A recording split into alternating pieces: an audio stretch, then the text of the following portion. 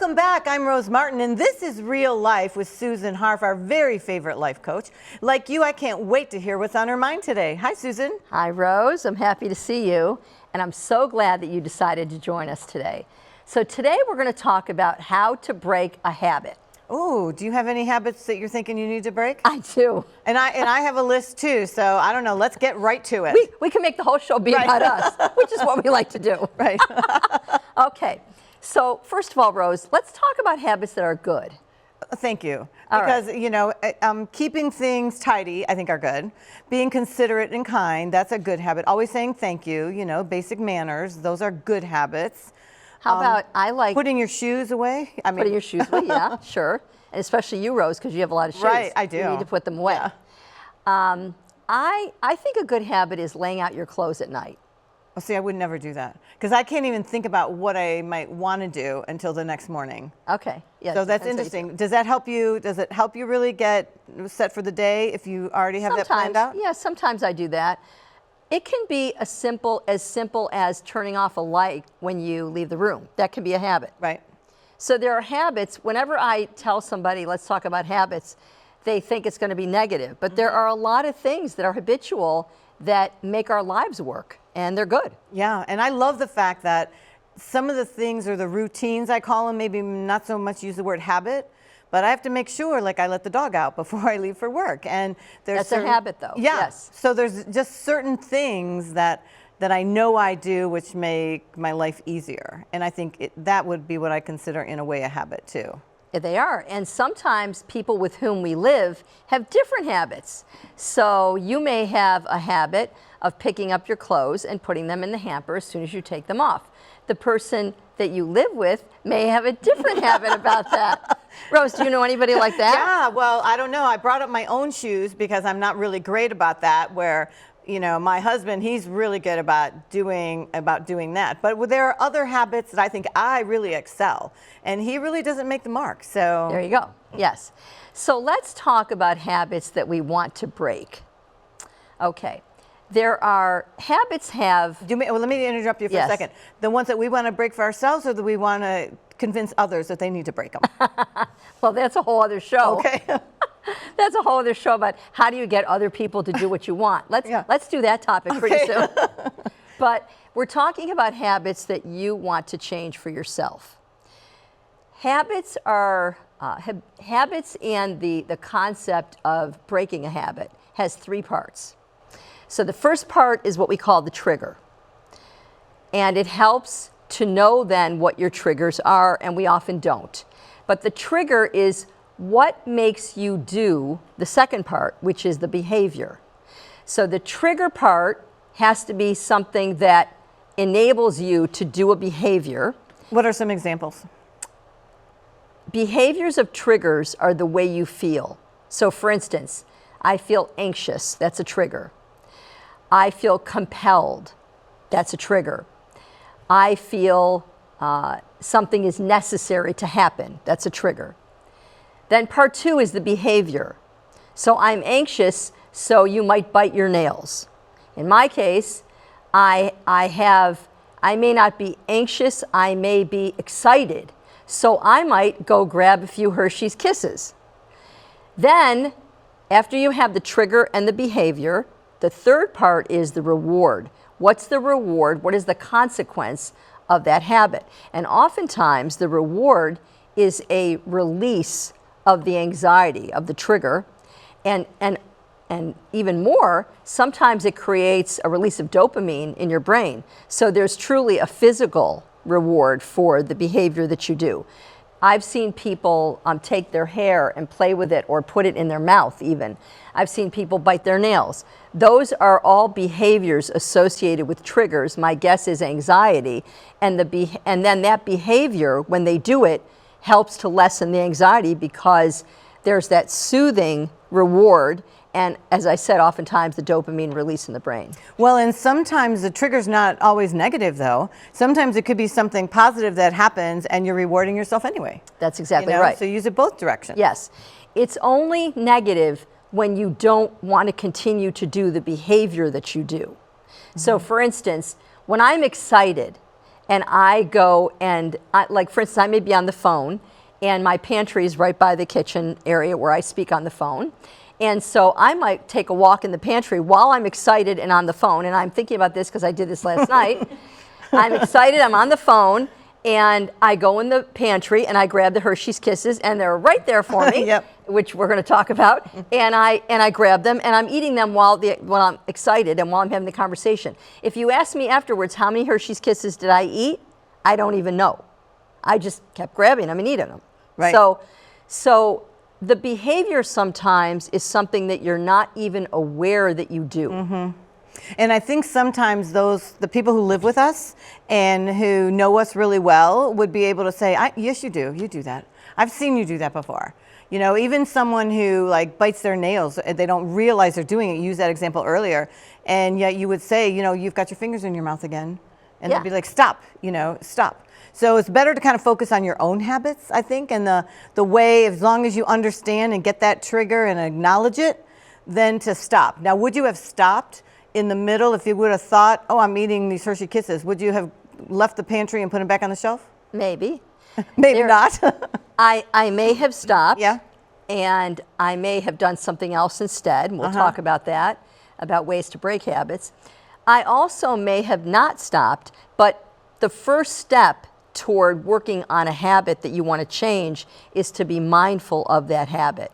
And sometimes, as I said, you just do it intrinsically and you don't even know you're doing the habit. And somebody may point it out to you, or you may point it out to yourself before, during, or after. And most of the time, at least with me, I'll recognize it after. So it's already done, and I'm like, what was I just doing? Yeah, exactly. Because it happens automatically. Exactly. It's kind of like, you know how when you get in the car and you drive somewhere and you don't know how you got there. You just know that this is somewhere you go all the time, and your car knew the way. Well, really, there's a part of your brain that knew the way, but you weren't conscious of what you were doing. And that's the same part that we use for hypnosis, because it's possible to be doing a behavior and not be recognizing what we're doing. And It's so altogether possible. you're thinking that we need to kind of rewire what's going on upstairs for our brains in order to make the first step in changing or breaking this habit? The first step toward breaking any habit is to be mindful and to be cognizant of the fact that we have that habit in the first place. How do you do that, though? So, the way we be mindful is we take time out of our day to think. I actually have a part of every day that I use for my thinking time. I have it in my calendar. Is it like meditation? For me, it's taken different forms. Sometimes it's a form of meditation. Sometimes it's a form of self-care in that way. Other times I use that thinking time because I'm working on a goal, like breaking a habit or another goal, maybe a goal in my career. And then that's the time of day that I think about and or do something to help me further the goal. It's a time when I'm completely super laser focused on that one thing. You're amazing, but what about Not people who always. might be really busy and say, I can barely get myself out of the house in the morning and not have the luxury to say, I'm going to have my quiet time to work on myself? I'm not suggesting that we have quiet time for 5 hours. I'm suggesting we take 5 minutes. And people who tell me I don't have time to do that, what I say to myself, and sometimes if they're my client, I say to them, yes, you do have time. You're not making the time, and let's look at why you're not making the time. So a choice. You've got to choose. It's always a choice. You've got to choose to give yourself 5 minutes. Yes. Whenever during your day you're going to do it, but give yourself that time in order to really make meaningful change in your life. Yes. That's what you're saying. And being mindful is only one thing I'm going to suggest. There's many things that we can do to break a habit, but the thing about being mindful, and the reason we need to start there, is because so often we do behaviors that later on we know, oh, I did it again. I bit my nails, or whatever it is your habit is, and you don't realize it at the moment. So when you have designated time to be mindful. It's a form of self-care. And I'll tell you when it works the best. It works the best when you're also doing other self-care for yourself. So, for instance, if you're also eating healthily, if you are exercising regularly, if you are taking time for yourself, if you are taking time to meditate or be still, those are all ways of self-care that one leads to another. Do you think these need to happen simultaneously? Like while you're doing another activity for self-care, you should also be thinking about something else, or are you splitting them apart? I'm splitting them. I'm saying, I'll tell you who I learned that from. One time I was doing yoga, Kundalini yoga, and my yoga teacher said to me, "When do you have quiet time?" And I said, "Oh, every morning." And he said, "What are you doing when you have quiet time?" I said, "I'm in the pool." And I said, "I plan my whole day. When I'm in the pool, I plan my day, I plan what I'm going to wear, I plan what I'm going to do first, I think about the appointments I have that day, I've got the whole thing planned in the pool." And he said, "You don't get it." He said, wrong. He said, wrong. He said, "You need me." And he explained to me why that is not quiet time. If I'm swimming and I'm also thinking about what I'm going to do for the rest of the day, not just next, but the rest of the day, that's not quiet time.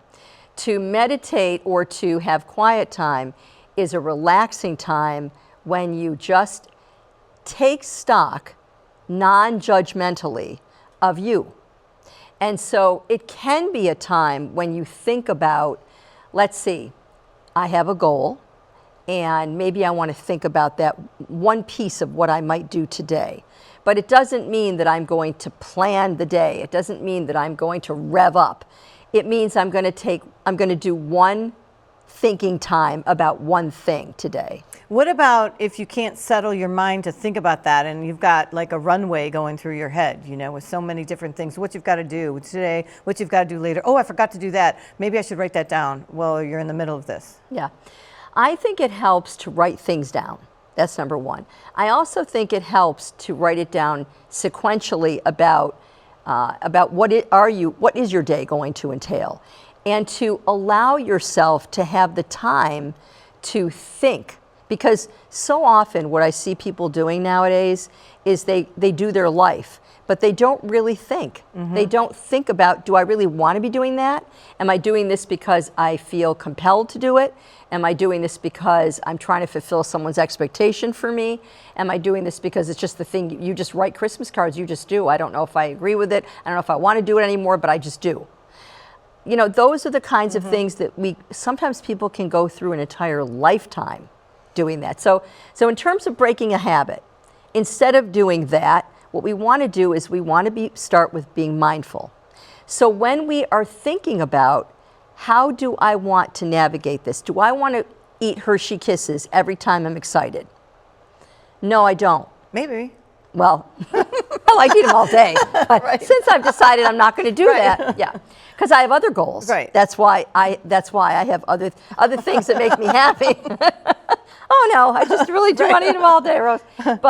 But when I eat them all day, I don't feel good about other things. Mm-hmm. So I want to feel healthy. Mm-hmm. So why do I want to break that habit? Because I want to feel healthy. I want to eat well because I need to fuel my body with food that sustains me, not food that's good for the second. I want to make sure that I'm getting exercise and getting sleep. And that's part of my overall self-care routine. Mm-hmm. So no, I don't want to eat those all the time. I want to break that habit. But you bring up a very good point. So the trigger, let's say for me, is excitement. Okay, and I'm excited a lot of the time. I'm excited a lot. So about various things. So if I'm excited, I want to break this habit. You only put Hershey Kisses in the pantry, not in your purse. Very good second point. Second point is the visual cues, and also is the environment conducive to me breaking this habit. Mm-hmm.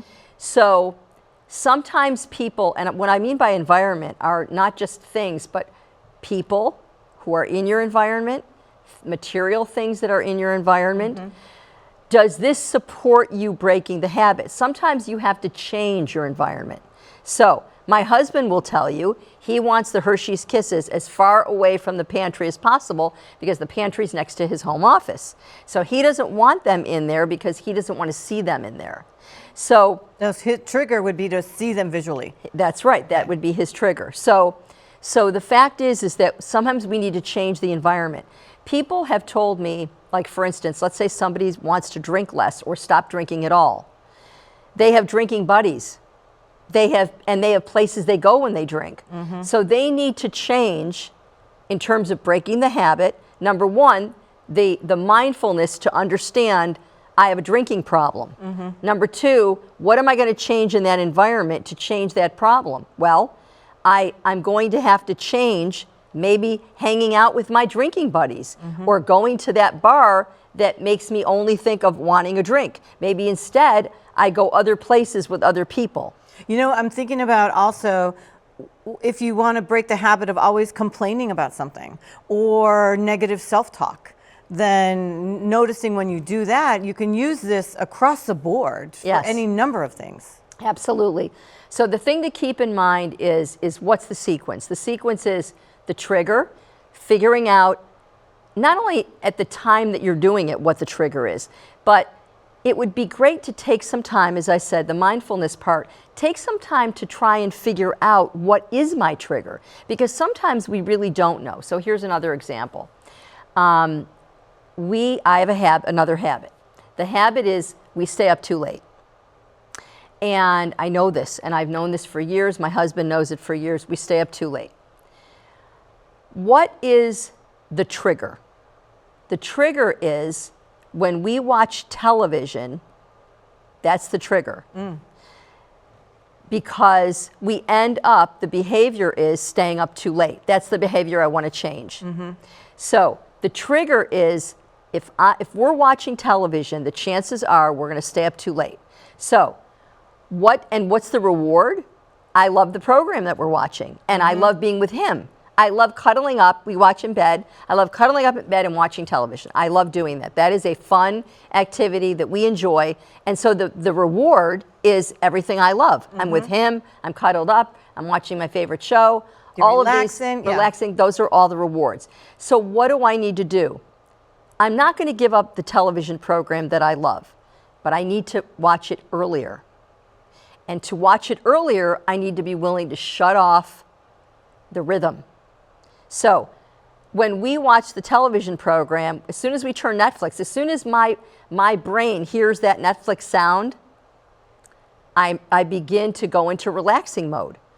And I have not allowed myself to do that earlier in the evening. We're revving up, we're revved up until we get to that moment.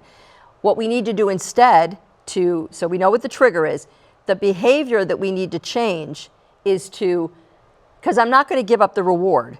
So I need to do it earlier because my goal of breaking the habit is not going to bed so late. So I need to give up the notion of the habit, but still figure out what is the behavior that's causing the habit, which is the television. So I don't need to give up TV forever. I need to give it up at that time at night. And I need to replace it with another behavior. And that's also where I'm going with this is sometimes, people say to me, well, I just need willpower. Just don't eat the kisses, or I need willpower to just stop smoking, or I need willpower to, any of these things that they consider habits they want to break. Willpower doesn't work. Instead, we need a plan. And so the plan has to be, what are you going to do when you have that trigger? Because we're going to have it. I'm going to get excited. People are going to get anxious. People are going to get whatever they get that is their trigger to make them do the behavior.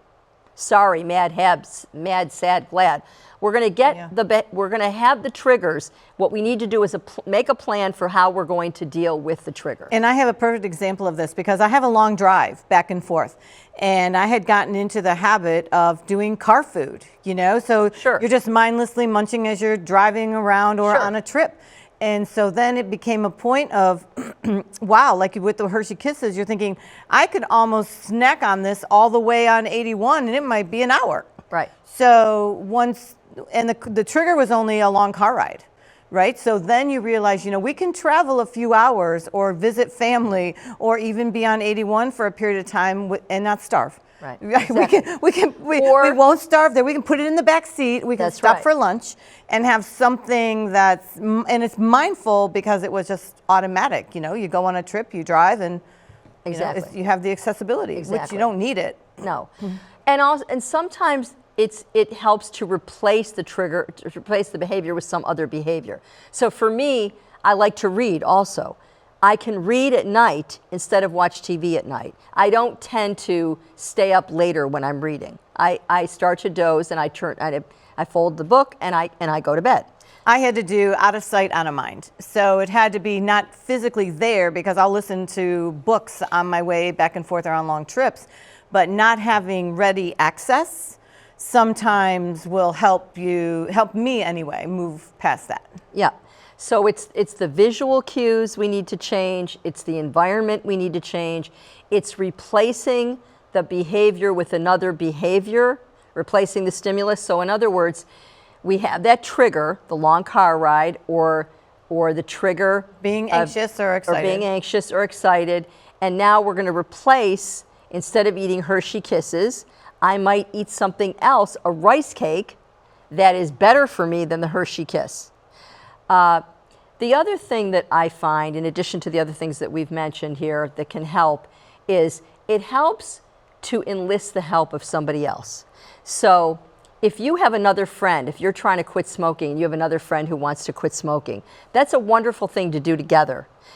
I also am a big believer in support groups. I don't believe support groups take the place of therapy or necessarily coaching, but I do think they're And now very I didn't useful. think you would think it would take the place of it. I'm not surprised at that. Yeah, you're not surprised at it? No, Yeah, because or of you- course you would recommend that. Yeah. I mean, well, you believe in it. Some therapists don't, and I'll tell you why, because they think that the support group is trying to take the place of real therapy. Okay. And I don't think it takes the place of it, but I think it provides a helpful structure.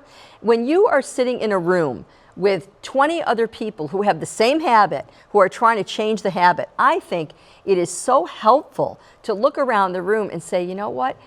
They're doing it. They're doing this. I can do this too. But I think it can be tricky if you don't have the right person or the right group, because then Exactly. it becomes a person is just nagging you. Exactly. And You then don't that want can that. drive you into something else, No, right? Not at all. That's exactly right. And so sometimes you have to seek out, you seek out a group and they're not right for you, and you know it immediately. And if they're not, don't try and talk yourself out of it. Leave. But if you can find a group or just a buddy, just a friend who wants to do this same thing, or even if somebody is not trying to break the same habit, but you enlist their support. Listen, I'm trying to drink less, and I really don't want to go to the bar. Would you like to just have dinner together, or would you like to go for a walk together, or a bicycle ride? You know, try and substitute the healthy habits with somebody else who will support you in your effort. I can see that would be a little bit of accountability, and Yes. you wouldn't necessarily be so easy to give yourself excuses why Yes. you couldn't or shouldn't or wouldn't. If Exactly. you've got a buddy there. Exactly. Yeah, I can see that. And the other thing that I want to mention is that be prepared when you are trying to break a habit that you're going to have a slide. It's not a straight line. Some people believe, I've heard, and this is erroneous, that it takes 3 weeks to break a habit. I researched why it was 3 weeks, because that's like the buzz. That's what people think. And you know where that came from? I thought No. this was fascinating. 3 weeks was the amount of time it took in a study that was done for people who have had plastic surgery to feel good about their new look, to incorporate the way they look now into their mind. It took 3 weeks. And that somehow became the amount Wow. of time that it takes to break a habit. So that's ridiculous. Breaking a habit is a lot more active than what we just described. So it's going to take usually 2 to 3 plus months to truly break a habit, is what we say. Give yourself that time and know that you're going to have times when you're going to have a slip. And when you do, use it as a learning tool. Say to yourself, okay, so I did what I didn't want to do. Why did I do that? Let's think. What was going on in my mind? How was I feeling? What can I do next time? If this is the way I was feeling, mad, glad, happy, sad, whatever it is that makes me triggered, what can I do the next time I feel that way? And use it as a learning tool. And lastly, Think about this. If you were loading your dishwasher or putting something away, a piece of china in the cupboard, and you broke a dish, would you then go to your cupboard of dishes and break all of them? Would you do that, Right. Rose? Yeah, no. No. so just in that way, because Yeah. you wouldn't break them, instead think to yourself, I broke one dish. I had one slip up. That does not mean that I need to feel guilty for the rest of my life about that happened. Use it as a learning tool, and also forgive yourself, because that is how we learn. We take a step forward, two back. We take a step forward, we take one sideways. Life is not linear. And breaking a habit is not linear. We work on it, and sometimes we don't do it. And you know what? That's absolutely fine, because you learn from it, you pick yourself up, the next day is another day.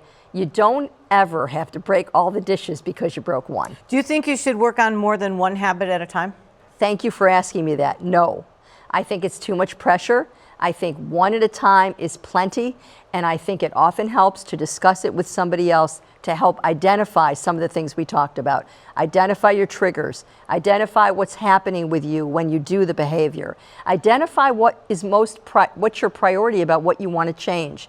All of these things a therapist or a coach can help you do. And should that be something that you do in that 5 minutes of quiet time, of reflection time? Yes, to actually think about where I am, where I want to go, Yes. what were the triggers, and how am I going to make today awesome? That's right. How am I going to work on this one thing only? I love it. I love it. Well, here we go, right? That's right. Special thanks to Susan for helping us all with our habits. I think we've got a new things to think about, Susan, and I appreciate that. For Real Life, I'm Rose Martin. We sure appreciate you watching. We'll see you next time.